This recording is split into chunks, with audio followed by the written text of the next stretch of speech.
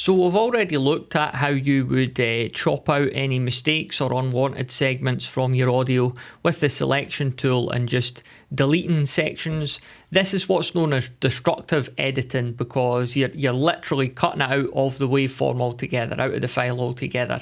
And once you've saved that, that's it. You know, unless you've made a copy, of course you could bring that in, but really that's destructive editing because there's no going back. But you can edit non-destructively as well, which is more akin to hiding the audio. So if you change your mind later on, you do have the option just to, you know, to get that audio back. It's quite easy. So to edit non-destructively, if you just take your cursor up to the top of a waveform, you'll see that the icon changes there, and you could just drag that across. And that's basically, it's hiding the audio. It's like you're editing out, but it's still actually there. You know, you could drag the audio back.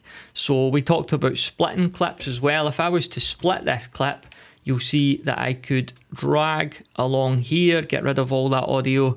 I could drag that along here and I could move the clip. So I have edited it, but it's all still there. Like I say, if I change my mind later on, I can actually re-access all that. I could add it back in. So that's the difference there, destructive editing versus non-destructive. Audacity only recently added this non-destructive editing, and it makes it so much better.